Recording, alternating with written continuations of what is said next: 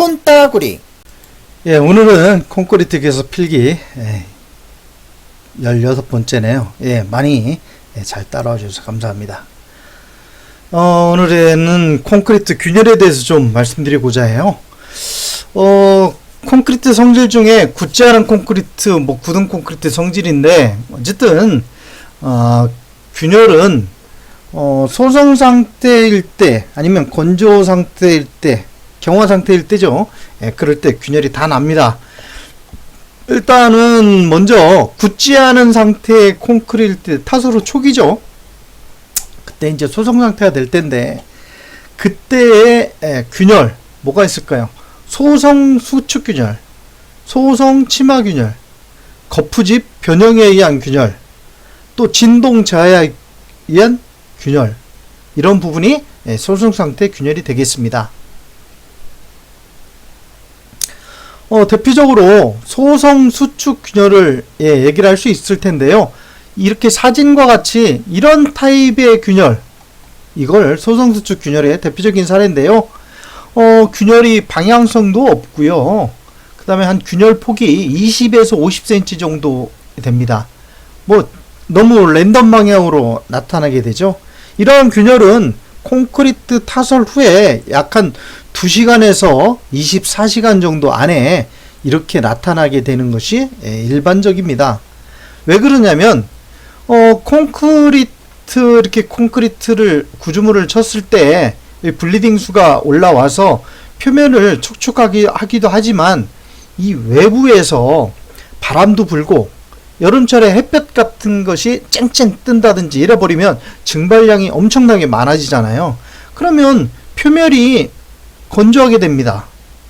그래서 구조물이 건조하게 되면 수축이 되죠. 근데 이럴 때 상태가 아직 콘크리트가 굳지 않은 초기 상태니까 소성 상태에서 수축이 왔다고 해서 소성 수축 상태입니다.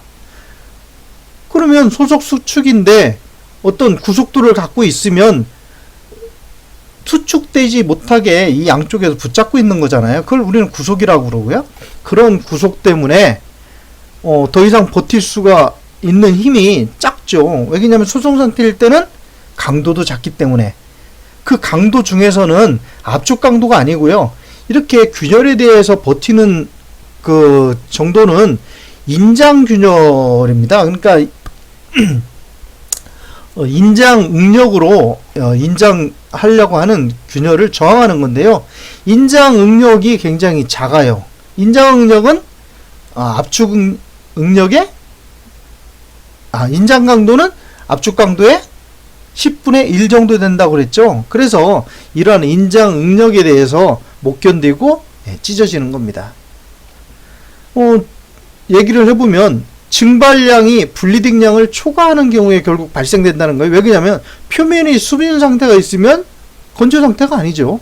그래서 수축이 오는 상태가 아니기 때문에 그런 거고요. 또 표면이 넓은 상태에서 이런 게 많이 나타나요. 표면이 넓은 게 뭡니까? 슬라브, 매트 이런 거죠. 이렇게 넓은 구조물에서 주로 발생되는 겁니다. 만약에 이런 블리딩량이 증발량을 초과한다. 그러면 증발량에 대해서 영향을 살펴볼까요? 외부 기온이 어떻는지, 아니면 외부의 습도가 어떻는지, 바람의 속도, 아니면 콘크리트 자체의 온도도 관계가 되죠. 그래서 수분 증발의 영향 요인은 외부 기온, 습도, 풍속, 콘크리트 온도 등이 다 관계가 됩니다. 이러한 원인으로 인해 가지고 증발량이 블리딩량을 초과하게 된다고 하면 소성 수축이 발생되는데 이 양쪽에서 구조물이기 때문에 고정도 아니고 구속되죠. 그러면 얘가 인장 응력에 대해서 못 견디는 부분이 쭉 찢어지니까 그걸 소성 수축 균열이라고 그럽니다. 타설 후에 대략 2시간에서 한 24시간 안쪽에 발생되죠. 다음은 소성 치마에 대해서 말씀드릴 텐데요. 저번 시간에 철근이 있다고 하면 철근에 이런 콘크리트가 치마가 된다고 하면 밑부분에 공극이 생기고 또 이쪽으로 쳐지고 이쪽으로 쳐지기 때문에 철근 윗부분에는 균열이 간다. 그걸 소송 치마에 따른 균열이다. 이렇게 한다고 설명을 한번 드린 적이 있습니다. 그러다 보니까 여기 사진을 보시면 이 균열 모양이 어떻게 생겼어요? 와이어를 척척척척 맞춰가지고 이렇게 균열이 났죠. 이 균열 난 부분을 파보면 이렇게 철근이 있습니다. 콘크리트 타설 후에 대략 한두 시간, 그러니까 치마가 그때 발생되는 거죠. 그 치마 시간에 이런 소송 치마 균열이 나타날 수가 있는데, 나타나게 되면 어떻게 하면 됩니까?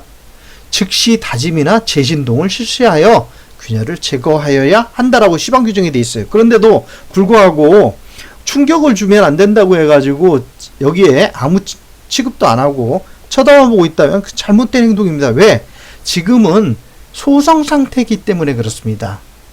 소송 초기에는 진동이나 다짐을 실시해서 이걸 이렇게 현장에 뭐 있는 강목으로 두드린다든지 아니면 스크리드라고 하는 장비로 쭉 진동하면서 다지게 되면 다 이런 소송 치마 균열이 없어지죠. 왜? 이 위에 다짐기로 퉁퉁퉁퉁 친다면 이 균열이 없어지지 않겠습니까? 물론 요 사이의 갭만큼의 치마에 대해서는 다시 콘크리트로 하고 면 마무리를 최종적으로 하게 됩니다. 원인이 뭐냐?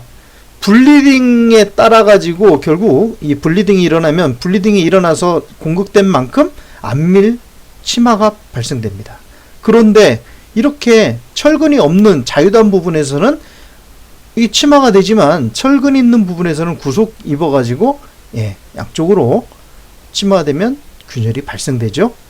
이러한 원인 때문에 발생돼서 이렇게 오와이어를 맞춰 가지고 축축축축 나타나는 균열, 소송 치마 균열이라 하고요. 이런 치마 균열이 발생되는 시간은 타설 후에 약 한두 시간 정도 될 때다. 그리고 그런 균열이 나타났다고 하면 바로 다짐이나 재진동을 실시해서 균열을 제거하여야 한다. 강제조항입니다. 네, 알았죠?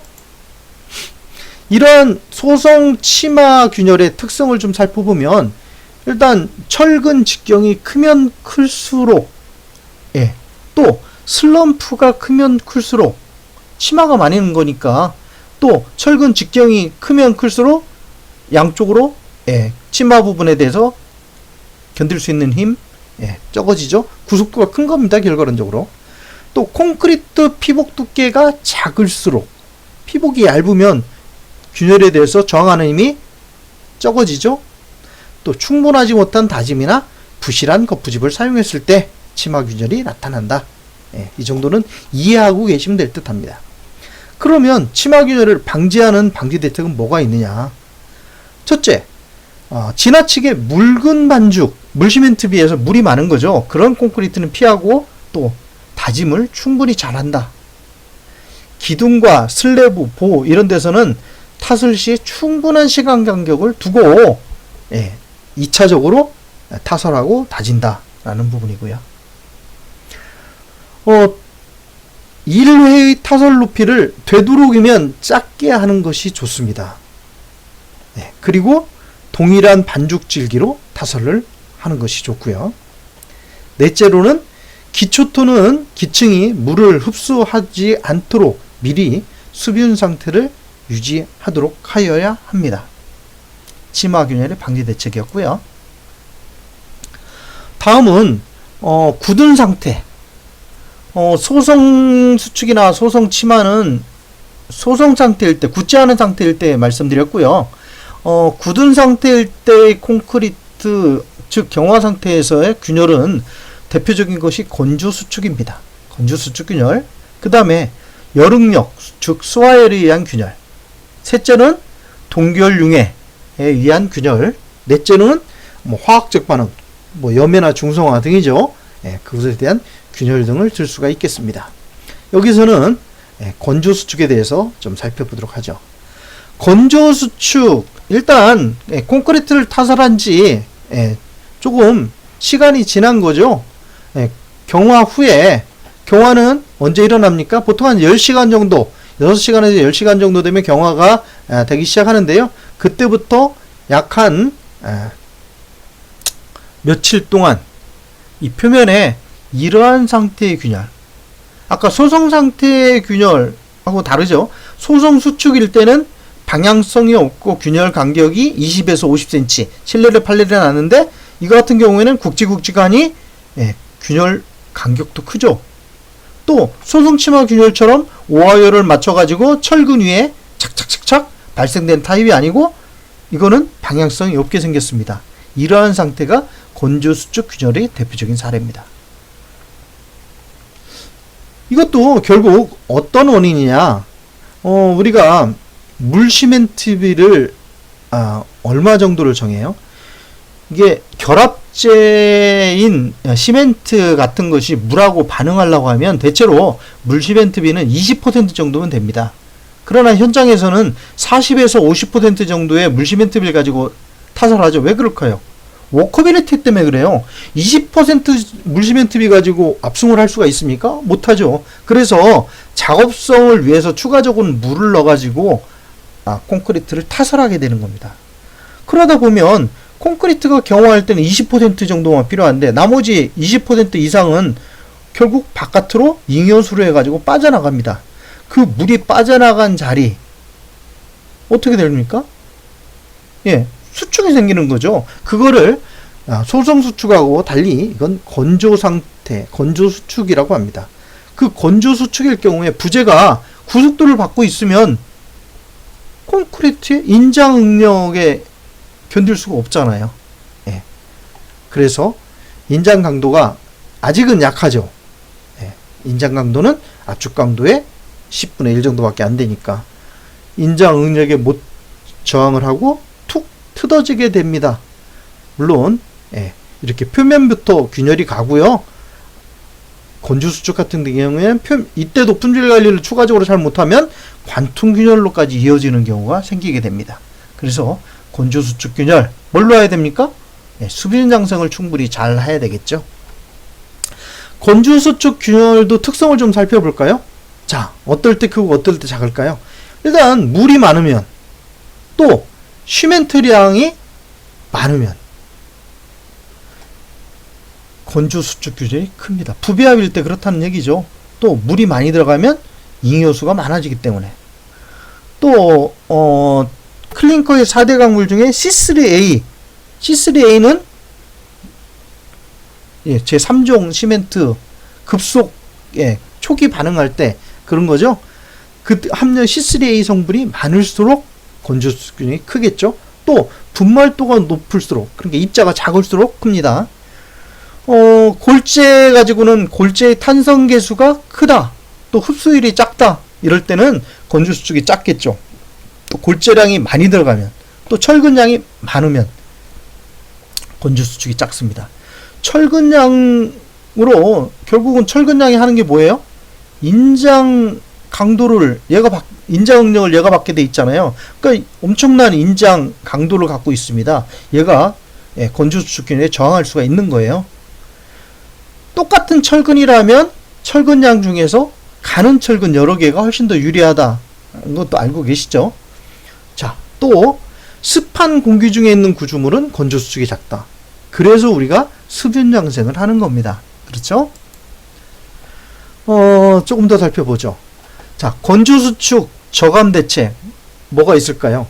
재료 및 콘크리트 배합에서는 일단 흡수율이 큰 골재는 사용을 억제한다. 또 배합이 허용하는 범위 안쪽에서 굵은 골재 최대 치수를 큰 게 좋다. 입도 분포는 좋은 골재를 사용한다. 불필요한 시멘트 풀량을 증가를 방지하고 잔골재량을 줄여서 물탈량을 줄인다. 물시멘트비는 가능한 낮게 설계하고 배합 수량도 줄이는 것이 좋습니다. 물이 적으면 좋아요. 철근 배근은 철근량은 많으면 많을수록 좋긴 한데 철근 배근을 적재하는 것이 좋다는 거죠. 왜? 철근 그 다이아가 공칭 지름이 작은 것을 여러 개 배근 간격을 좁게 하는 것이 훨씬 더 유리합니다. 자, 오늘은 여기까지 하겠습니다. 감사합니다.